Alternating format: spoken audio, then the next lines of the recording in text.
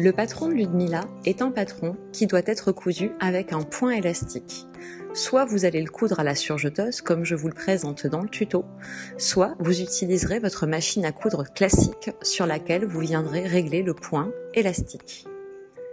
Sur la vidéo, je vous montre comment un point élastique ménage l'élasticité du tissu.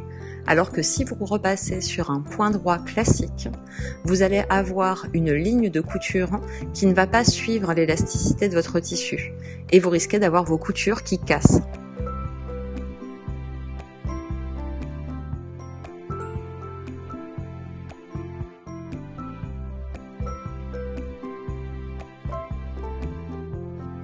Pour réaliser les ourlets et les bas de manche de Ludmilla, vous allez venir utiliser une aiguille double.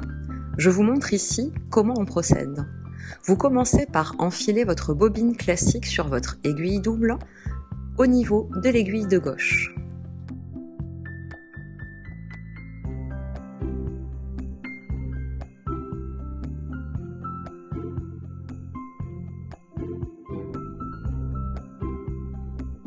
Vous allez maintenant installer le second fil de l'aiguille double.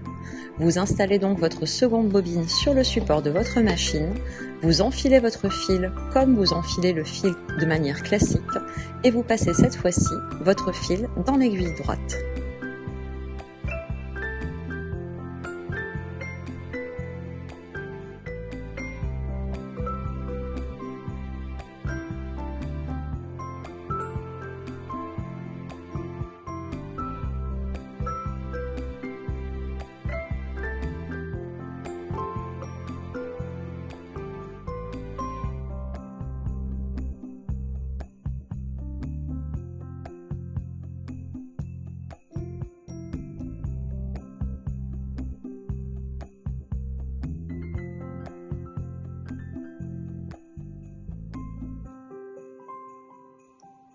Voici le résultat obtenu, un point à l'aiguille jumelée ou aiguille double qui ménage l'élasticité de votre tissu et que vous utiliserez pour réaliser vos ourlets.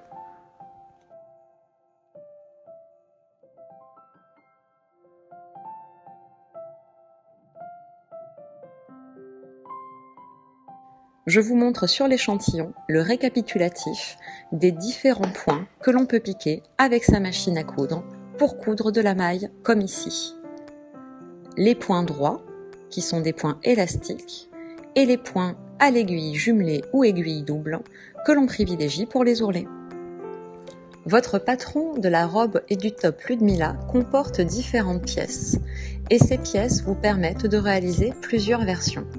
Sur certaines pièces, vous aurez des indications au pli, et sur d'autres, des indications x1.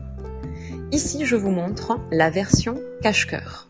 Vous avez donc les pièces devant gauche et devant droit qui sont à couper x1 tissu sur le tissu déployé et la pièce dos qui est à couper x1 au pli. Vous avez ensuite les versions encolure ronde qui sont à couper chacune au pli.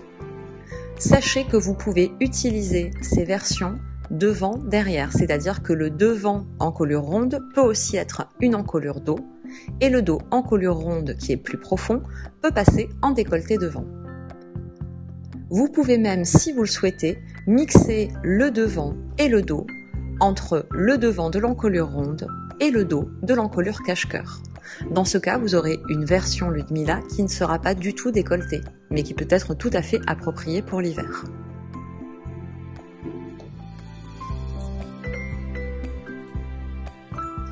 La partie basse de votre vêtement, pour les versions robes, est présentée sur votre patron en une seule grande pièce que vous viendrez scotcher sur les patrons du buste.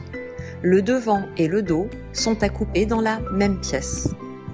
Vous avez une indication pour la ligne milieu du vêtement et vous avez également un côté qui comporte un décroché qui permettra de faire la fente. Je vous montre ici, avec la version cache-cœur, comment venir positionner votre pièce bas du vêtement avec le buste. Si jamais vous décidiez de réaliser un vêtement avec le buste qui est au pli, voilà comment vous venez positionner votre pièce de patron papier sur le bas. Vous avez l'indication ligne du milieu pour le bas du vêtement, Vous mettez votre patron de buste à l'aplomb et vous aurez ainsi votre patron reconstitué.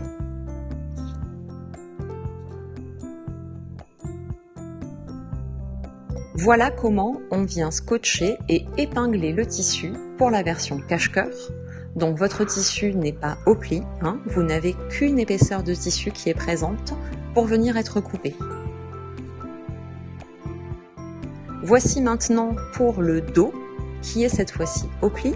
Comme vous le voyez, j'ai replié mon patronage, donc j'ai bien un demi-dos qui est en place. Et je viens le positionner bord à bord et le scotcher avec mon buste. Vous avez le décroché de la fente qui est donc présent quand vous viendrez couper le tissu et qui va se retrouver en miroir sur votre longue pièce dos. Ce n'est pas un problème, vous pourrez toujours sur le côté sur lequel il n'y a pas la fente venir recouper l'excès de tissu en vous aidant du cran bas du tissu.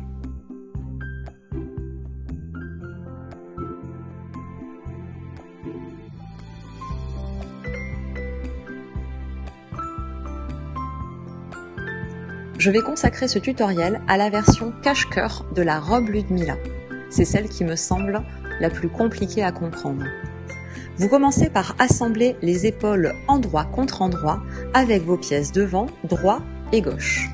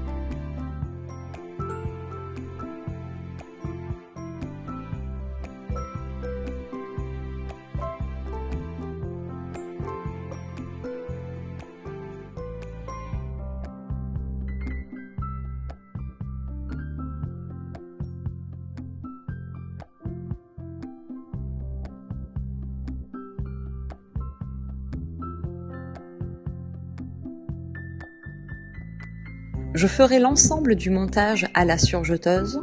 Vous pouvez bien évidemment choisir d'utiliser votre machine à coudre avec les points que je vous ai présentés en début de vidéo. Je viens donc surjeter mes épaules. Le montage des manches de Ludmilla se fait à plat, quelle que soit la version. Vous avez sur vos pièces de manche différents crans de repère. 2 crans pour le devant, un cran en tête de manche et un cran pour le dos. Ces crans se retrouvent sur vos pièces buste, bien évidemment. Vous viendrez donc épingler votre manche sur vos bustes, endroit contre endroit.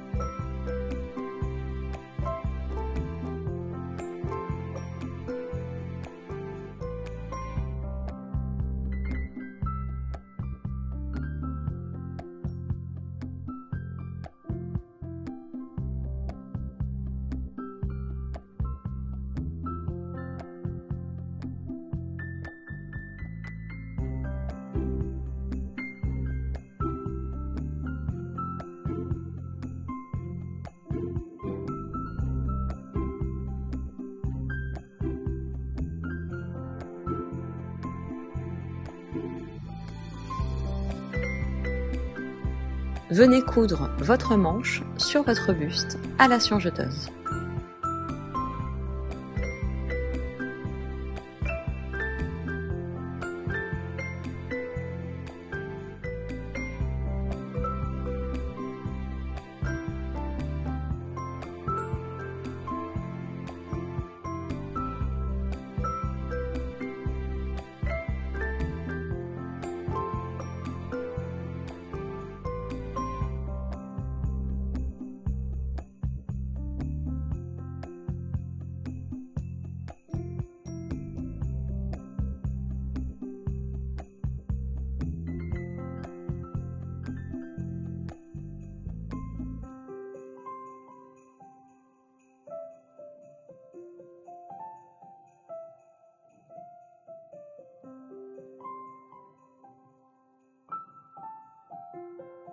Sur votre patron, vous avez des indications avec des signes A, B, C.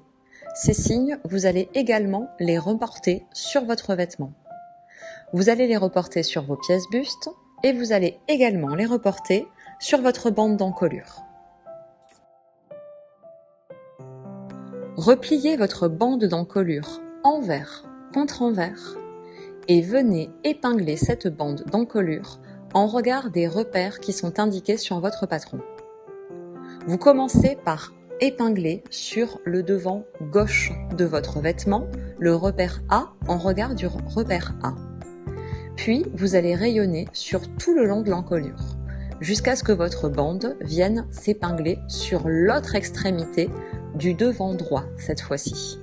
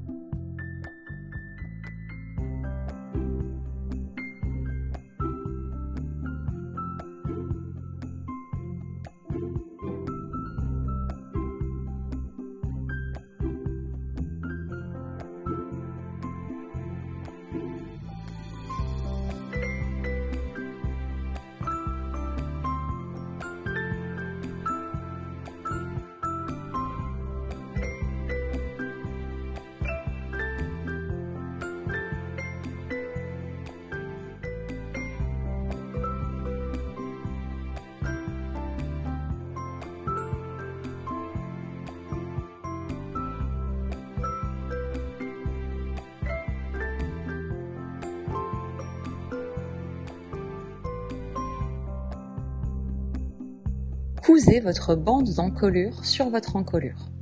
La bande d'encolure a une dimension légèrement inférieure au tour d'encolure de votre robe.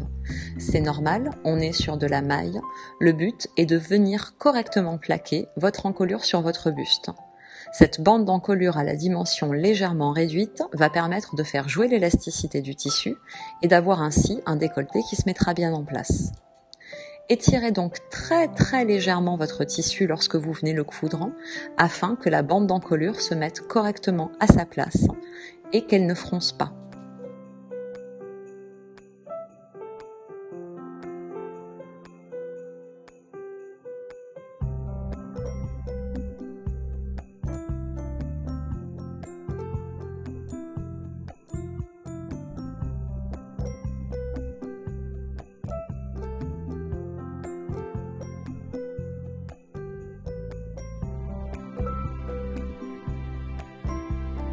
Vous allez déployer votre bande d'encolure pour bien venir la mettre en place et vous viendrez à ce moment-là épingler selon les repères inscrits sur votre vêtement le buste devant gauche à l'intérieur de la marge de couture du buste devant droit. C'est ainsi que vous allez venir assembler votre faux portefeuille.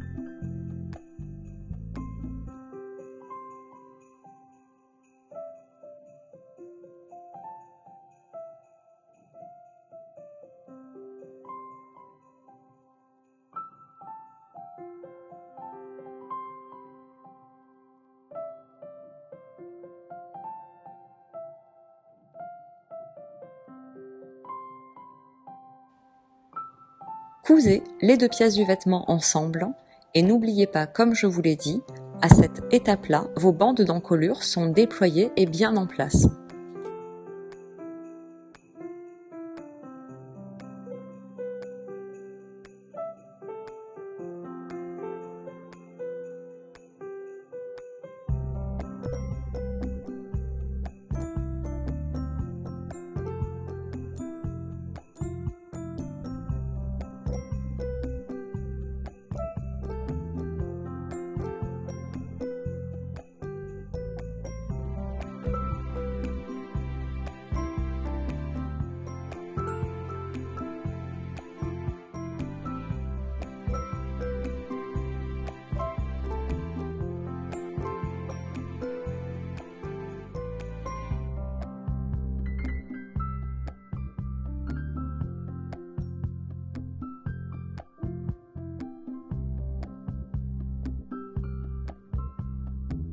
La ceinture de Ludmila est en fait constituée de deux ceintures qui vont venir être épinglées sur le même côté du buste.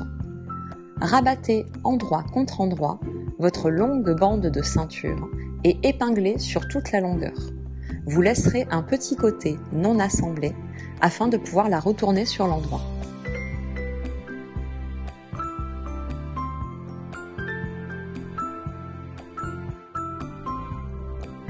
Cousez sur toute la longueur et sur un des côtés votre ceinture.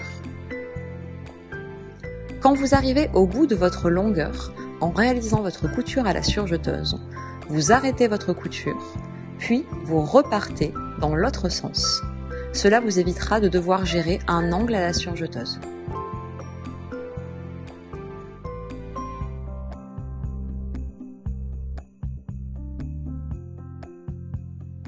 Retournez maintenant votre pièce ceinture sur l'endroit. Aidez-vous d'une petite baguette ou d'un long instrument.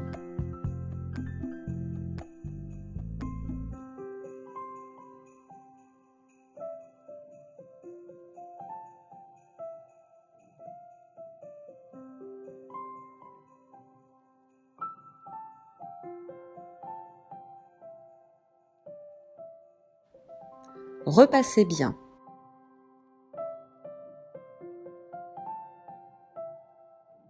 Vos deux bandes de ceinture sont prêtes. Vous venez prendre les bords non fermés des ceintures, les mettre l'un sur l'autre et les épingler sur votre buste selon les repères marqués sur le patron. J'ai choisi ici de venir mettre ma ceinture en regard de la zone qui recevra le faux portefeuille au niveau du buste devant.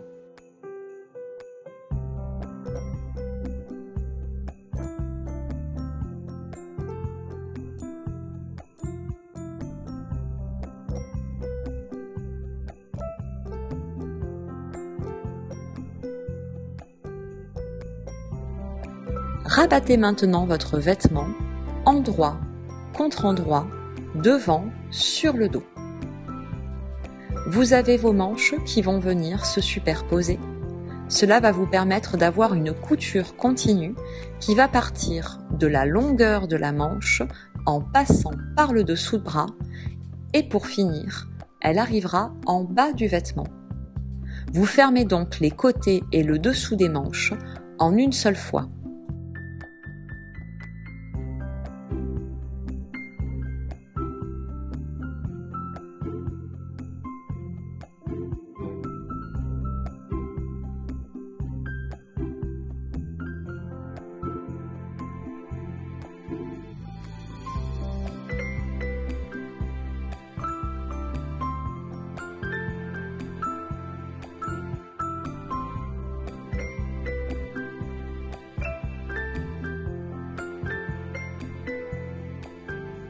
Étant donné que vous avez coupé votre pièce dos au pli, comme je vous l'ai expliqué précédemment, vous aurez les deux côtés avec le décroché pour la fente.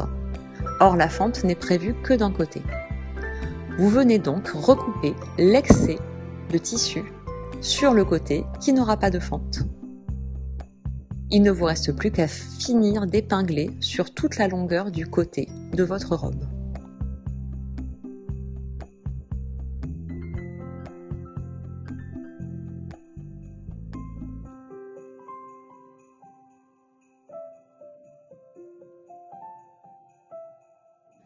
Sur le côté qui comporte la fente, par contre, qui est le côté où le devant et le dos de votre robe comportent le décroché, vous viendrez arrêter votre couture juste au-dessus de ce fameux décroché.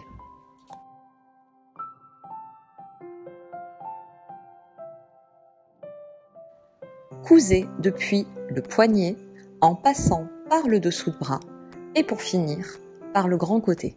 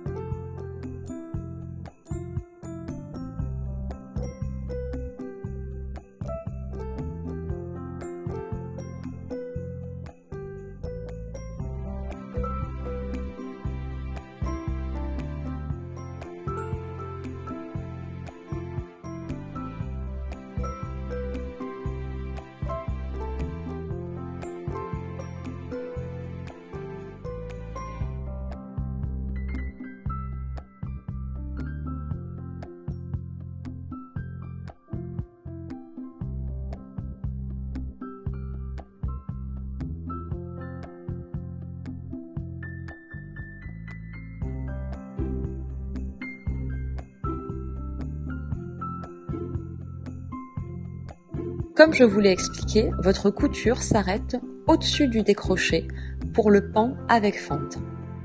Dans cette zone-là, vous allez maintenant venir surjeter les deux côtés non assemblés du bas de votre robe.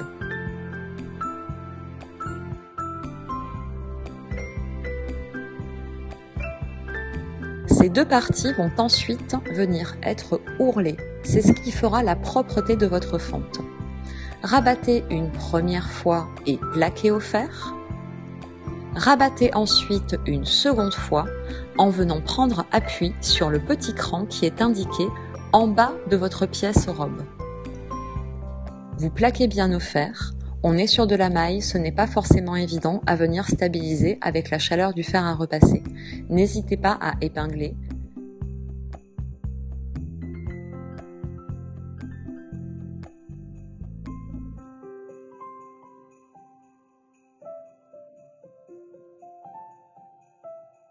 Venez ensuite piquer à la machine à coudre ce rentré de couture. Vous avez un petit angle en haut de votre rentrée de couture pour faire votre fente.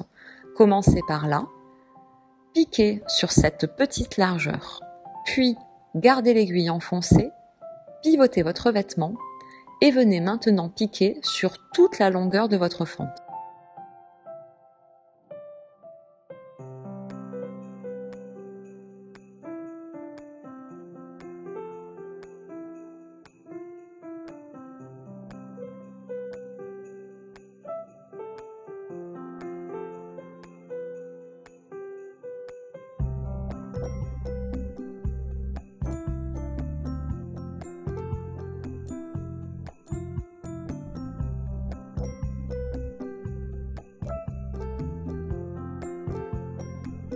La réalisation des ourlets bas de manche et bas de robe va se faire comme présenté en introduction avec l'aiguille double. Pour l'ourlet bas de manche, rabattez une première fois sur l'envers votre manche. Refaites un second pli, toujours sur l'envers, et plaquez au fer à repasser. Venez ensuite piquer à l'aiguille double ou aiguille jumelée.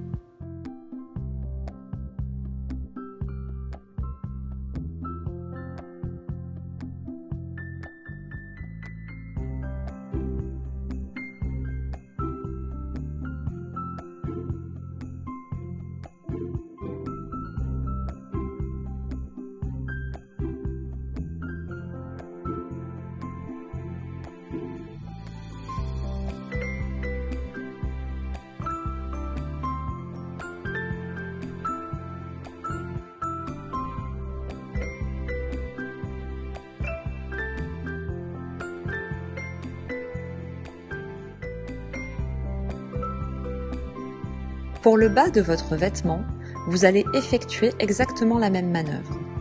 Vous rabattez une première fois et réalisez un premier pli à environ 1 cm, vous stabilisez ce rentré de couture au fer à repasser, vous effectuez un second pli, et là je vous conseille vivement de vous aider en épinglant. Comme vous le voyez, j'ai épinglé une première fois sur l'envers pour stabiliser mon tissu, mais je vais ensuite revenir positionner mes épingles sur l'endroit, car pour piquer à l'aiguille jumelée, il faut avoir le point sur l'endroit du tissu. Sinon, vous n'aurez pas vos deux tracés parallèles.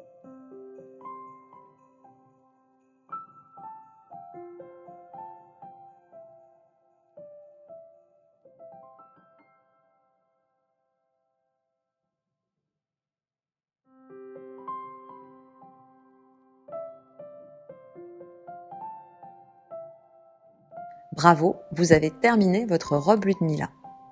Un dernier conseil, sur la version avec le décolleté en V, vous allez avoir, c'est possible selon votre tissu, votre devant qui risque de travailler un petit peu quand vous allez bouger.